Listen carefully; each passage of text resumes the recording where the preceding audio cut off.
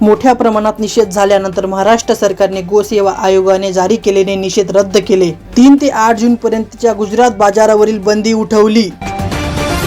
बनावट लाडक्या बहीण योजनेतून वगळण्यात येणार. राज्य सरकारच्या निर्देशनात आयकर विभागाने जारी केलेले आकडेवारीच्या आधारे अपात्र महिलांना योजनेतून वगळण्यात येणार. थायलंडहून मुंबईत आलेल्या प्रवाशाच्या पिशवीत 47 विषारी साप आढळले. विमानतळावर तपासणी दरम्यान सुरक्षा रक्षकही घाबरले. भूमिगत मेट्रोमध्ये पाणी साचल्यानंतर मुंबई मेट्रो पावसाळ्यात प्रवाशांच्या सुरक्षतेसाठी आणि सुरळीत वाहतुकीसाठी सर्व 34 महानगराचे वॉटरप्रूफिंग तपासले. स्थानकांवर पाण्याची निचरा करण्याची व्यवस्था देखील केली जात आहे. मुंबईत मुसळधार पावसाची शक्यता. उपनगरामध्ये सकाळपासून हलका पाऊस सुरू.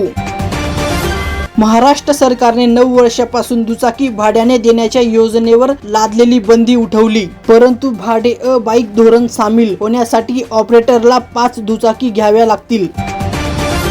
अजित पवार यांनी कबूल केले की फायदा देणे ही त्यांची चूक होती. लाडकी बहीण योजनेअंतर्गत महिलांना चौकशीशिवाय पैसे देणे. आता विरोधाने या मुद्द्यावर निशाणा साधला आहे आणि म्हटले आहे की ही सरकारी तिजोरी लूट आहे. महाराष्ट्रात आता विद्यार्थ्यांना पहिल्या वर्गापासून मूलभूत लष्करी प्रशिक्षण दिले जाईल.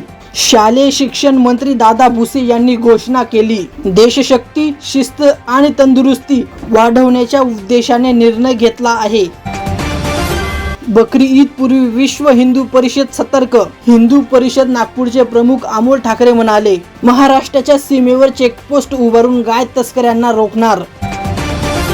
महिलेच्या वेशात चोरी करणारा धूर्त चोर रणजित सिंगला मलाड पोलिसांनी अटक केली. आरोपीकडून 41 लाखाचे दागिने जप्त केले. मंत्री आशिष शेलार यांनी कोविड आढावा बैठकीत लोकांना मास्क घालण्याचा आणि लसीकरण करण्याचा सल्ला दिला. कल्याणमधील एका वाहतूक कंपनीने परदेशी नोकरीच्या नावाखाली कारागिरांना 30,46,000ची फसवणूक केली. कंपनीचे कर्मचारी कार्यालयाला बंद करून फरार झाले. बाजारपेठ पोलिसात गुन्हा दाखल. 5 जून रोजी समुद्र महामार्गाचा शेवटचा टप्पा इगतपुरी ते ठाणे पर्यंत उघडेल. यामुळे मुंबई नागपूर प्रवास 7 तासात पूर्ण होईल आणि शिर्डी नाशिक जाणे देखील सोपे होईल.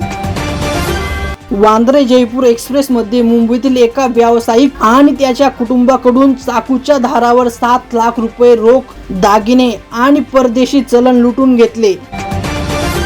मालवणीत एका लिव्हिंग जोड्याने त्यांच्या 3 मुलांना बेदम मारहाण केली. महिलेच्या आईच्या तक्रारीवरून पोलिसांनी त्यांना पकडले. परस्पर भांडणात मुलांना टार्गेट करण्यात आले.